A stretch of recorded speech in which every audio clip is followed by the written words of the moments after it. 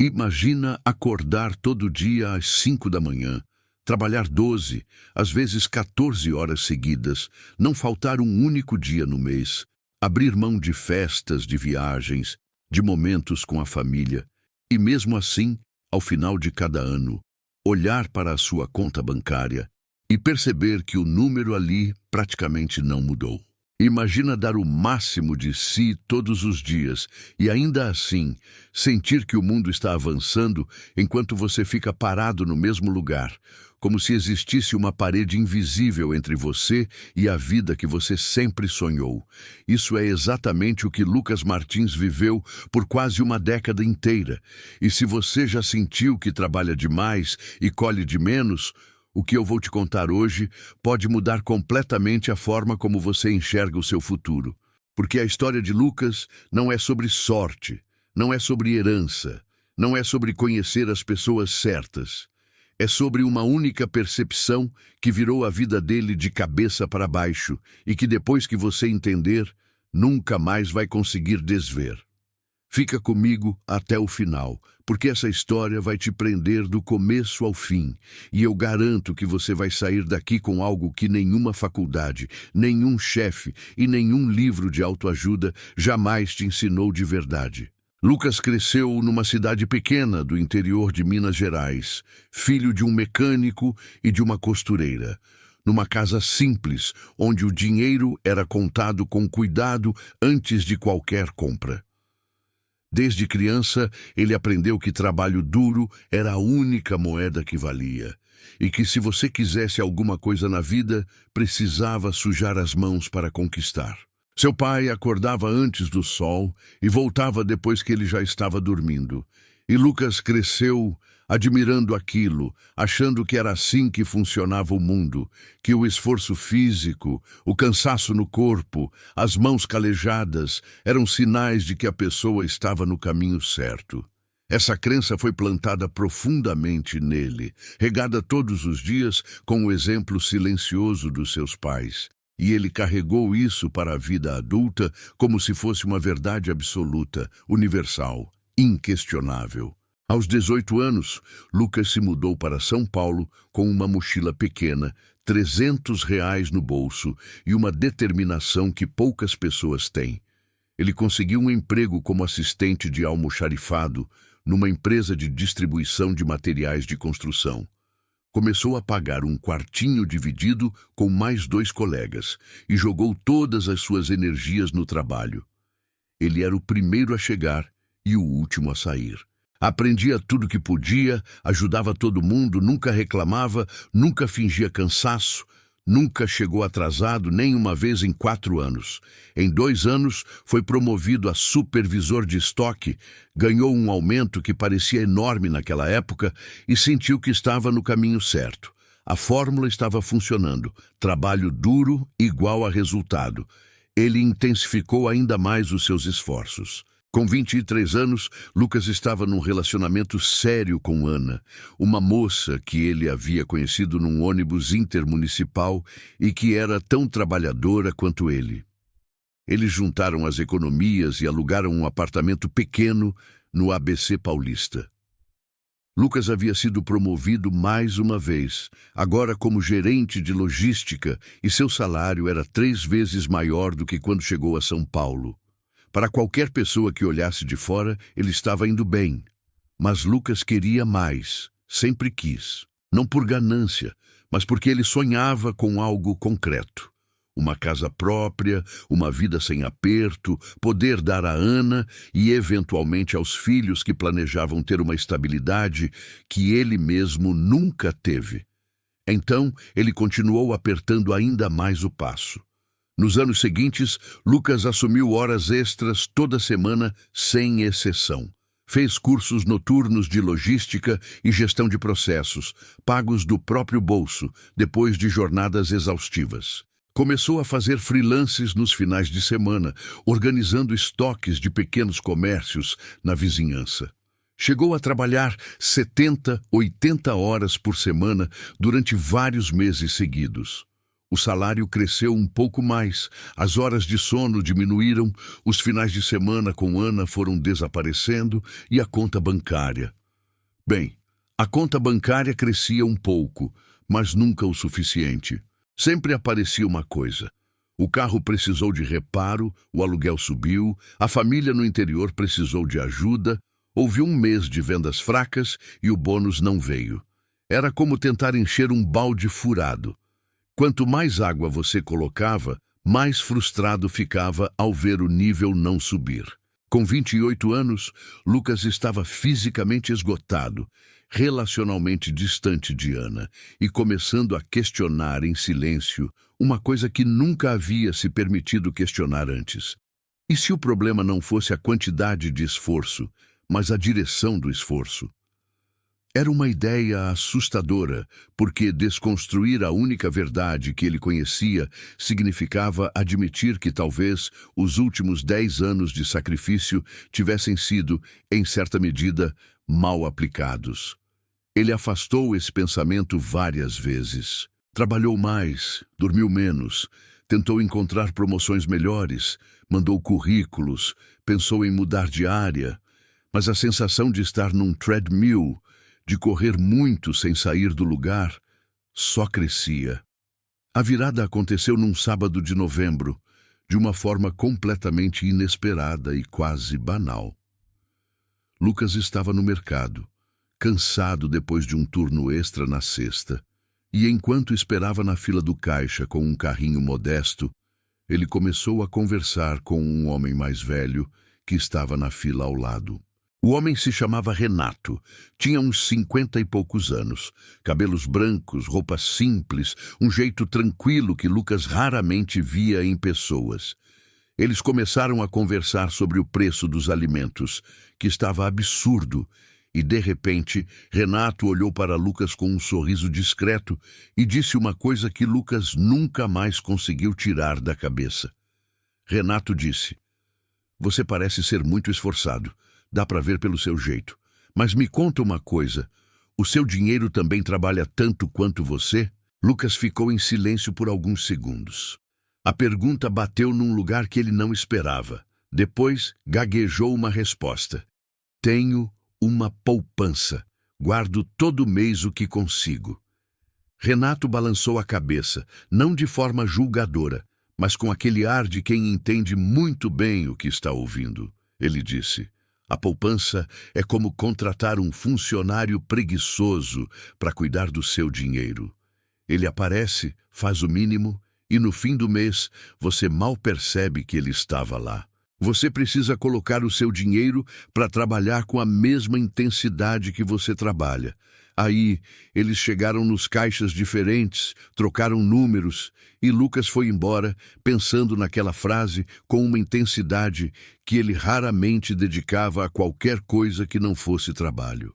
Naquela noite, pela primeira vez em muito tempo, Lucas não abriu o computador para verificar relatórios ou responder e-mails do trabalho. Ele sentou na mesa da cozinha, pegou um caderno e começou a fazer as contas de uma forma que nunca havia feito antes. Ele calculou quanto havia ganho nos últimos 5 anos, somando todos os salários, horas extras e freelances. O número era expressivo. Depois, calculou o quanto ainda tinha guardado. A diferença era devastadora.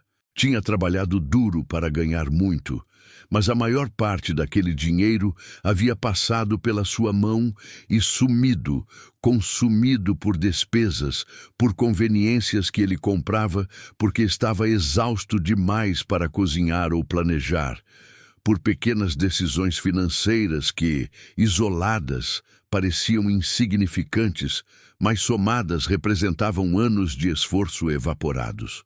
Mas o que realmente abalou Lucas não foi o que ele havia gasto, foi o que ele não havia construído. Em 5 anos de trabalho intenso, ele havia economizado o equivalente a pouco mais de 6 meses de salário, todo guardado numa poupança que rendia menos do que a inflação comia. Seu dinheiro não só não crescia, ele estava encolhendo em termos reais. Enquanto isso, o tempo estava passando, e Lucas não tinha ativos, não tinha investimentos, não tinha nenhuma fonte de renda além do seu próprio esforço físico e mental diário.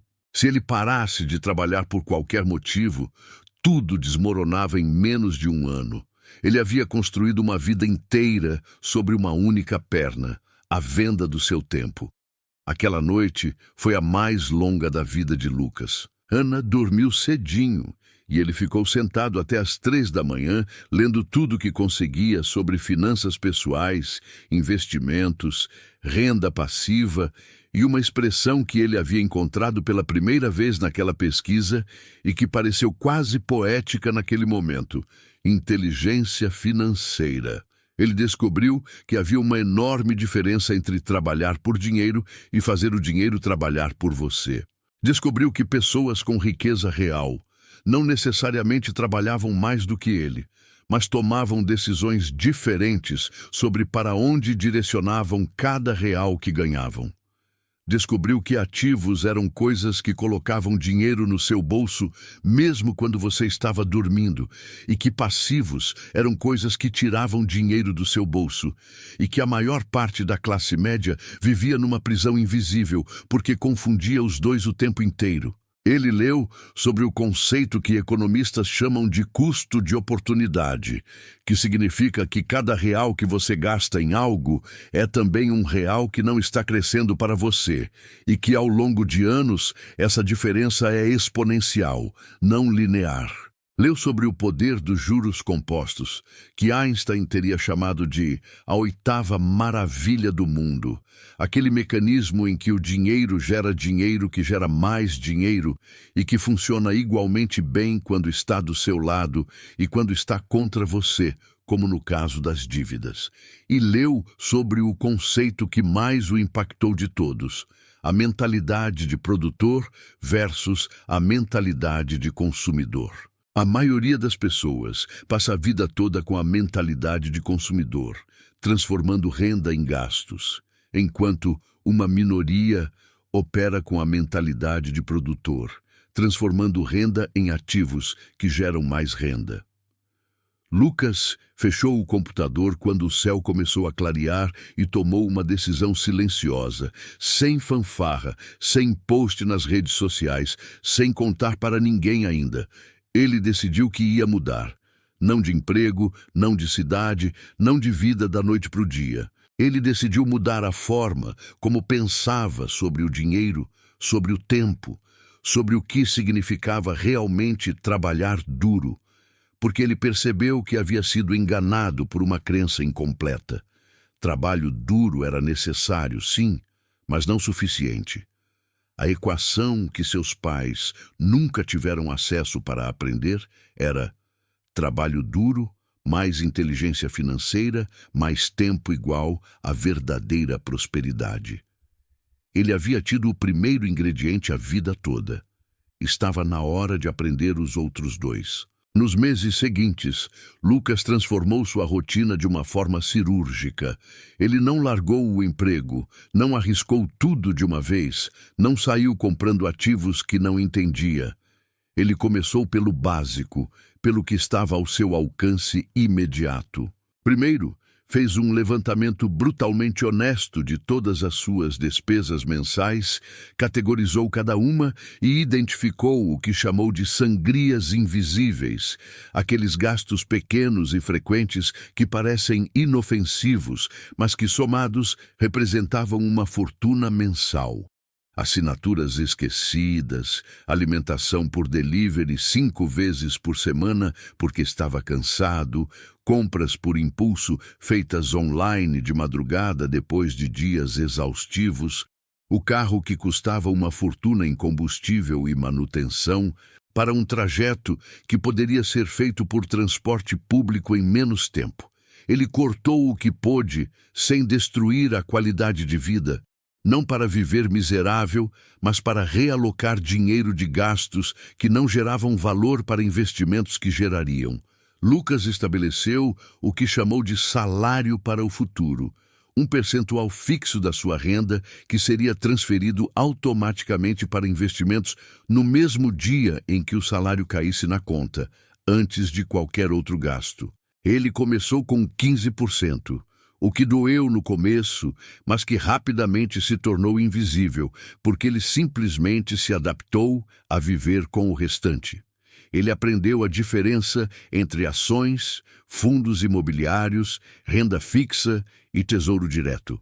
Não se tornou um especialista da noite para o dia, mas aprendeu o suficiente para começar a tomar decisões conscientes em vez de deixar o dinheiro parado num lugar que o encolhia.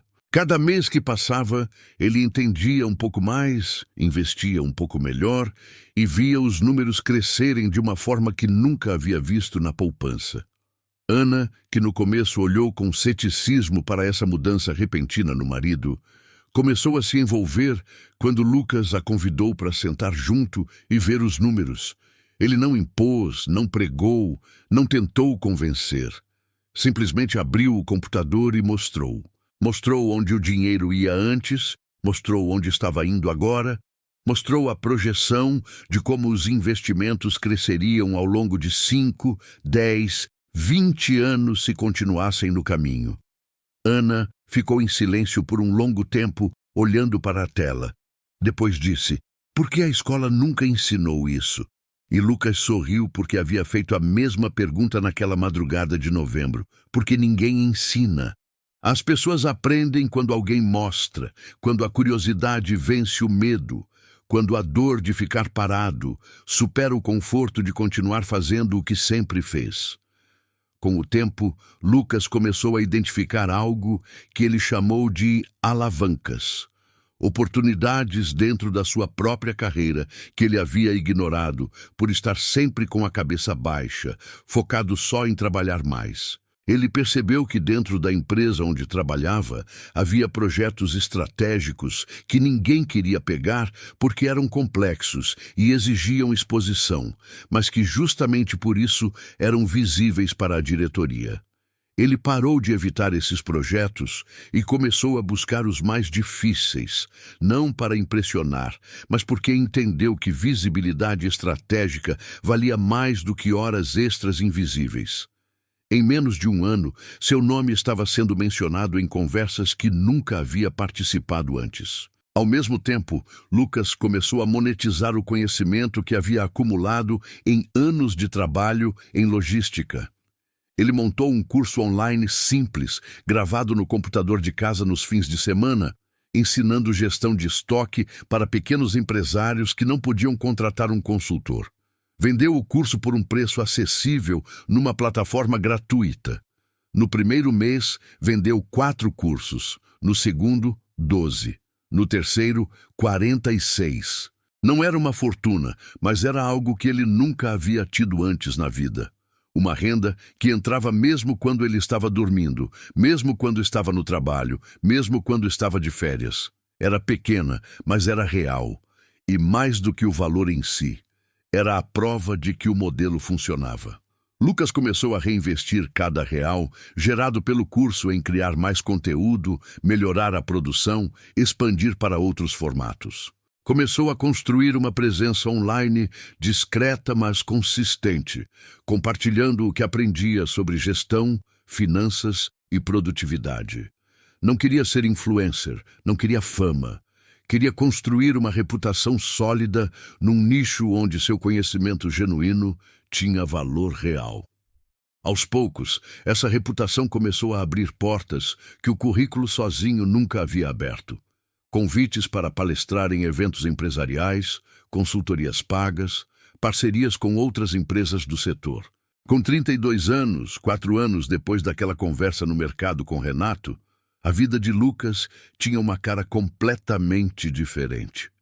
Ele ainda trabalhava na mesma empresa, mas agora como diretor de operações, com um salário significativamente maior do que sonhara aos 20 anos. Seu curso online havia se transformado numa escola digital com 3 produtos diferentes, um time de 2 colaboradores e uma receita mensal que sozinha já cobria todas as suas despesas fixas. Seus investimentos haviam crescido de forma consistente e já representavam uma reserva sólida, com fundos imobiliários gerando um aluguel mensal que ele reinvestia automaticamente. Ele e Ana haviam comprado um apartamento, não perfeito, mas próprio, e estavam planejando o primeiro filho com uma tranquilidade financeira que nenhum dos dois havia conhecido na infância. Mas o que mais transformou Lucas não foi o dinheiro. Foi a forma como ele se relacionava com o próprio tempo. Antes, o tempo era um recurso que ele trocava por dinheiro de forma direta e linear. Cada hora de trabalho equivalia a uma fração do salário, e se ele parasse, o dinheiro parava. Agora, o tempo havia se tornado multiplicador. Uma hora investida em criar um módulo de curso poderia gerar renda durante anos. Uma hora de pesquisa sobre um investimento poderia render dividendos por décadas. Uma hora de conversa estratégica com a diretoria poderia abrir oportunidades que 1000 horas de trabalho invisível nunca abririam. Ele ainda trabalhava muito, mas a direção do esforço havia mudado completamente. E o impacto de cada hora de trabalho havia se multiplicado de uma forma que ele mal conseguia acreditar que havia vivido tanto tempo sem enxergar. Um dia, numa visita ao interior para ver os pais, Lucas sentou com o pai no quintal e tentou, com muito cuidado e respeito, compartilhar um pouco do que havia aprendido. O pai ouviu em silêncio, com aquele jeito quieto de quem trabalhou a vida toda com as mãos e aprendeu que as palavras custam menos do que as ações. No final, ele disse apenas: "Filho, eu te ensinei o que eu sabia. Fico feliz que você aprendeu o que eu não sabia." Era a maior bênção que Lucas poderia ter recebido, e ele voltou para São Paulo com os olhos marejados e uma convicção ainda maior de que o maior presente que poderia dar à sua família era continuar aprendendo e passando esse aprendizado adiante. A história de Lucas Martins não é sobre virar milionário da noite para o dia. Não é sobre uma fórmula mágica, um app milagroso ou uma ação que subiu 1000%. É sobre algo muito mais simples e muito mais poderoso. A percepção de que o esforço sem direção é desperdício, que trabalhar mais não é a mesma coisa que trabalhar melhor, e que a verdadeira riqueza começa quando você entende que o dinheiro é uma ferramenta e que, como qualquer ferramenta, ele só funciona quando você aprende a usá-lo corretamente. É sobre entender que você não precisa escolher entre trabalhar duro e ser inteligente financeiramente, que essas duas coisas não são opostas, mas que sem a segunda, a primeira pode te manter preso numa roda que gira rápido, mas não sai do lugar. Se você se identificou com alguma parte da história de Lucas, se já sentiu que trabalha muito e colhe pouco, se já olhou para o saldo da sua conta e ficou com aquela sensação de que algo está errado, mas não conseguiu nomear o quê, quero te dizer uma coisa. Você não está com preguiça, você não é incompetente, você não tem menos capacidade do que qualquer pessoa que chegou a uma vida próspera. O que você provavelmente tem é a mesma coisa que Lucas tinha. Um conjunto de crenças sobre dinheiro que foi formado numa época e num contexto em que as regras do jogo eram diferentes e que ninguém nunca te deu a oportunidade de revisar. A boa notícia é que crenças podem ser atualizadas. Hábitos podem ser trocados. Decisões podem ser tomadas de forma diferente a partir de hoje, não amanhã. Não na virada do ano, não quando as condições forem perfeitas. A partir do próximo movimento que você fizer com o seu dinheiro, com o seu tempo, com a sua atenção. A jornada de Lucas começou numa fila de mercado, com uma pergunta de um desconhecido. A sua pode começar agora, nesse exato momento, com a decisão de que você não vai mais deixar o seu dinheiro parado enquanto você corre. Que você vai aprender a fazer o seu esforço, trabalhar em dobro, não porque vai trabalhar mais horas, mas porque cada hora vai contar mais do que antes. que você vai parar de trocar tempo por dinheiro de forma burra e vai começar a construir algo que fica, algo que cresce, algo que um dia vai trabalhar por você enquanto você dorme, enquanto você descansa, enquanto você vive as coisas que realmente importam. Essa é a jornada da prosperidade. Não é um atalho, não é uma ilusão, é um caminho real, trilhado por pessoas comuns que tomaram decisões incomuns, que tiveram a coragem de questionar o que aprenderam, de aprender o que não sabiam e de agir mesmo quando era desconfortável. Lucas encontrou esse caminho e você está aqui, o que já diz muito sobre quem você é e sobre o que você está buscando. O próximo passo é seu.